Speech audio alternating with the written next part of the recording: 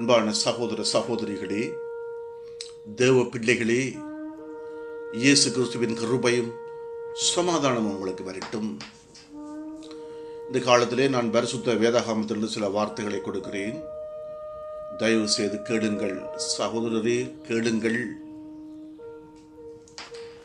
மத்தேயு 5ஆம் அதிகாரம் 9வது வசனத்திலே, சமாதானம் பண்ணுறவர்கள் பாக்கியவான்கள், அவர்கள் தேவனுடைய புத்திரர் எனப்படுவார்கள். இப்படியாக இயேசு கிறிஸ்து சொல்லுகிறார். சமாதானம் பண்ணுகிறவர்கள் பாக்கியவான்கள், அவர்கள் தேவனுடைய புத்திரர் எனப்படுவார்கள்.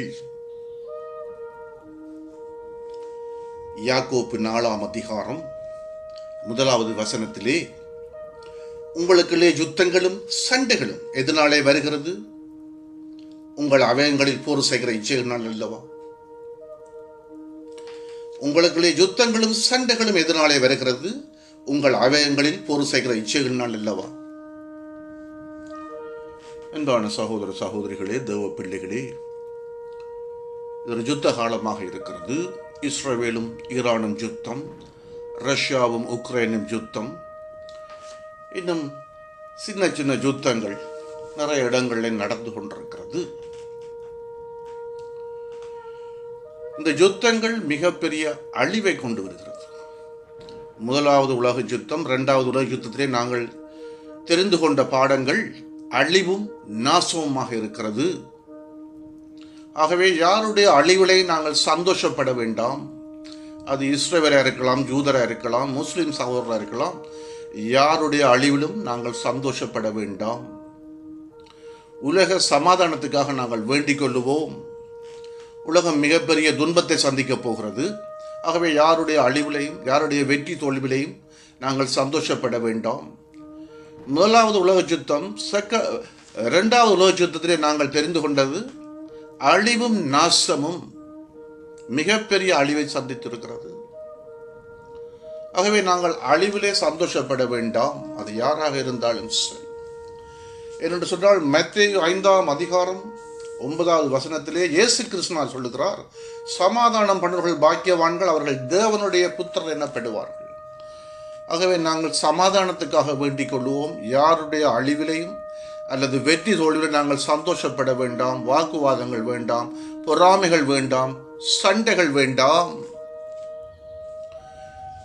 சங்கீத புஸ்தகம் 122:6 எருசலேமின் சமாதானத்துக்காக வேண்டிக் கொள்ளுங்கள், உன்னை நேசிக்கிறவர்கள் சுகித்திருப்பார்களாக. எருசலேமின் சமாதானத்துக்காக வேண்டிக் கொள்ளுங்கள், உன்னை நேசிக்கிறவர்கள் சுகித்திருப்பார்களாக என்று சொல்லப்படுகிறது. ஆகவே சகோதர சகோதரிகளே, தேவ பிள்ளைகளே, நாங்கள் சமாதானத்துக்காக வேண்டுவோம். உலகம் மிகப்பெரிய துன்பத்தையும் அழிவையும் சந்திக்கிறதாக இருக்கிறது. நாங்கள் எல்லாருக்காகவும் ஜெபிப்போம். கர்த்தரால் கூடாத ஒரு காரியம் இல்லை. யாக்கோப்பு 4:1 வசனத்திலே, உங்களுக்குள்ளே யுத்தங்களும் சண்டைகளும் எதனாலே வருகிறது? உங்கள் அவயங்களில் போர் செய்கிற இச்சைகளால் அல்லவா? கர்த்தர் சமாதானத்தின் தேவனாக இருக்கிறார்.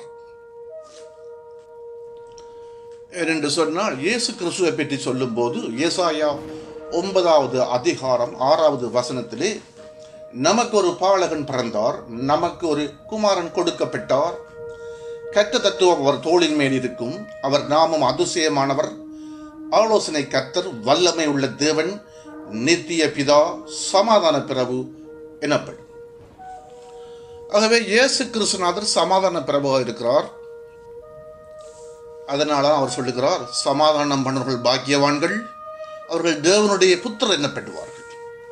ஆகவே யாருடைய அழிவிலும் வெற்றி தோல்வியிலே சந்தோஷப்படுறதோ, பொறாமை கொள்றதோ, போட்டி போடுறதோ, யுத்தங்களும் சண்டைகளும் வேண்டாம்.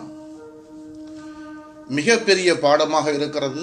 நிறைய யுத்தங்கள் நடந்திருக்கிறது. First world war and second world வாரில் நாங்கள் தெரிந்து கொண்டது, கற்றுக்கொண்ட பாடம் என்ன? மிகப்பெரிய அழிவும் நாசமும் பஞ்சமும் வருத்தங்களும் துன்பங்களும், மிகப்பெரிய மனித அழிவுகள். உலகம் மிகப்பெரிய துன்பத்தை சந்திக்கிறதா இருக்கிறது. ஆகவே நாங்கள் யாருடைய அழிவுலையும் சந்தோஷப்பட வேண்டாம், சமாதானத்துக்காக வேண்டிக் கொள்ளுவோம்.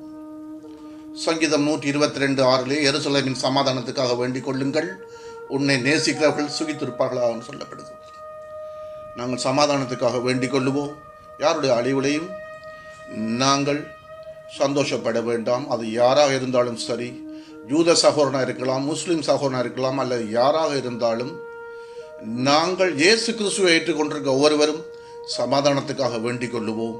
எருசலேமின் சமாதானத்துக்காக வேண்டிக் கொள்ளுங்கள். இயேசு கிறிஸ்துவின் கிருபையும் சமாதானமும் உங்களுக்கு வரட்டும்.